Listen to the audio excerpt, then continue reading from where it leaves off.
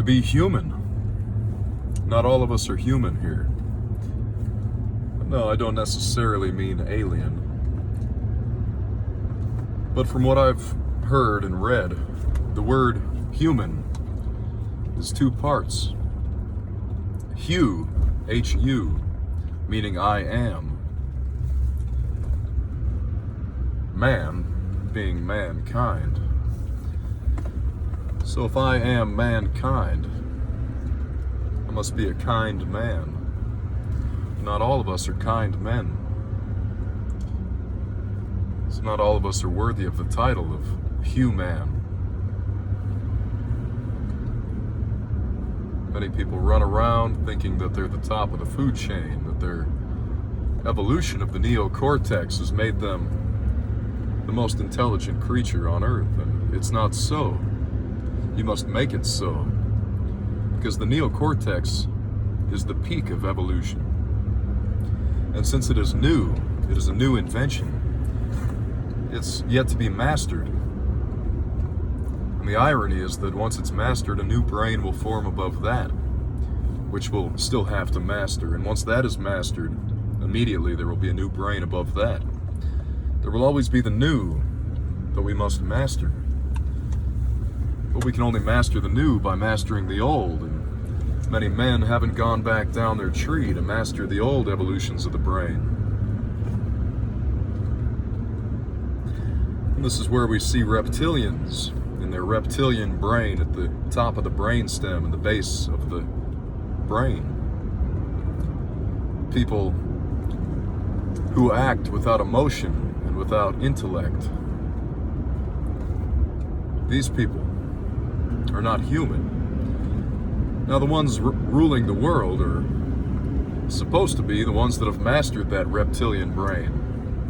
Many of them have, but it can't really be perceived by the common individuals who have yet to master that. We fear what we don't know. We fear what we aren't a master of. Many people fear that. And so when someone has their reptilian brain, their urges mastered, it can be terrifying to those who still live in emotional chaos, or live just fulfilling their urges every moment. Those people are not human. Well, what comes next after human? Can you even perceive, can you think of what might come next with a brain that has yet to get there? I assure you that the top brain of the neocortex will fuse together when the next brain is formed in evolution. We will find a bridge between left and right hemispheres, a sewing, a stitching of the corpus callosum. But men today rarely have that. It takes great meditation, great mastery over the triune brain, which many men who have yet to master their lower brains to master their higher brain refuse to admit that the triune brain exists, that there are evolutions, stages in the brain, and that even though we have the peak of its evolution, that we still must go down and master the throne which it all sits on, which you can say on one hand is that reptilian brain, but on another it is the entire body below. And on another, in that higher brain, it is the left and the right mastery, the balance. And then it is the balance from the lower reptilian brain to the upper neocortex, where the balance sits in the emotional throne of the limbic mammalian brain in the hypothalamus, where emotion is controlled. Ironically, this attaches directly to the right brain, the feminine, emotional brain, which we must enter all of our nervous system reception through first in order to truly understand our relation with what we're sensing, so that we can then transfer it again across into that left brain, the active male, and commit righteous deed in the eye of nature.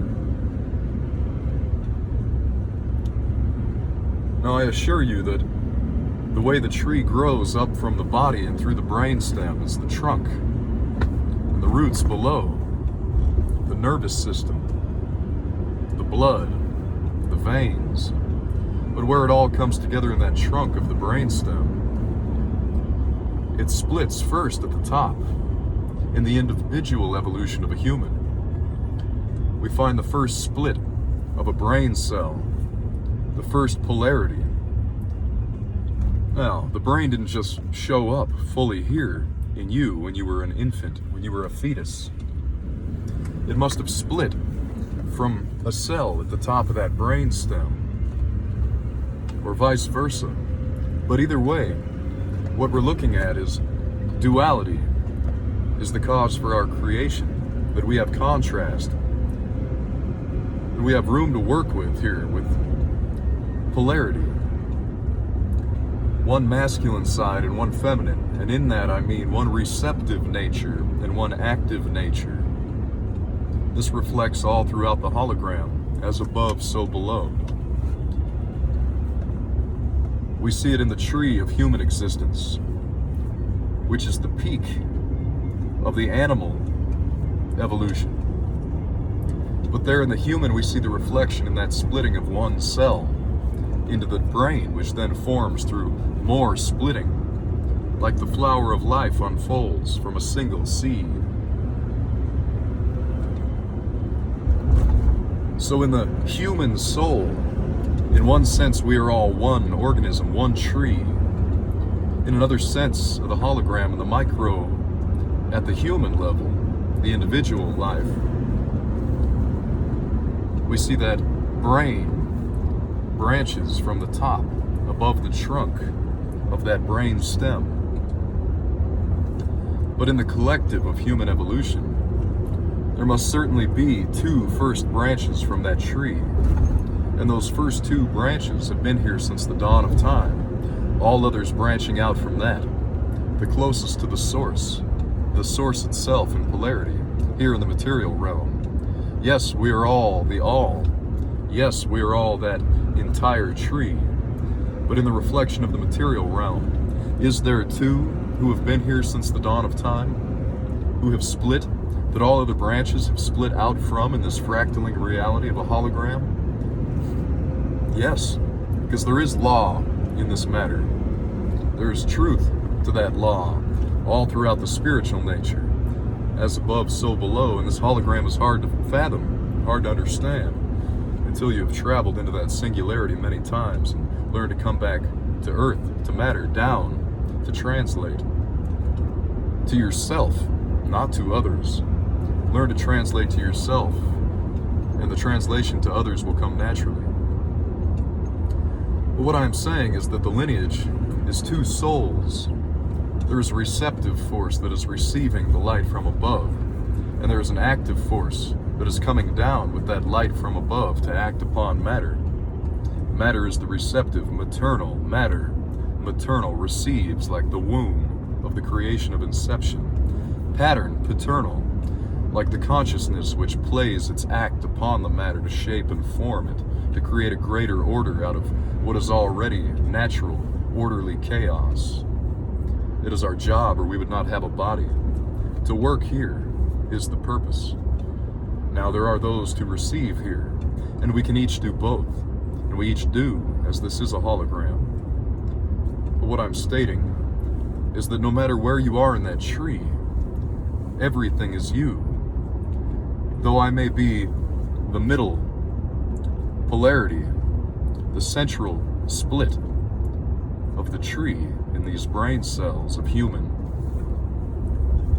I'm nothing without the rest of the branches, and so it is my job to reach out to the ends of my tree and connect them back through the center, that they do serve a purpose and work as one, but there is no difference between me and them. When people awaken and they see themselves as the one and only, they tend to get a messiah complex, and they want to hoard that, and they want people to worship them, and it's not right.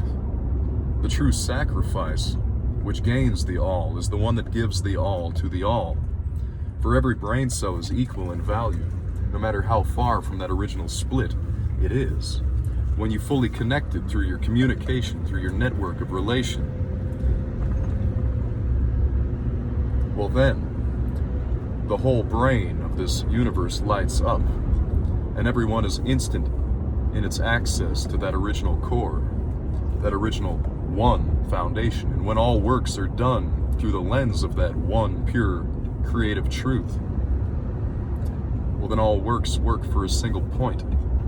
And like a pyramid, we stack towards the peak as one collective force, unified, like a stream of water, like a river funneled to one point can cut the stone.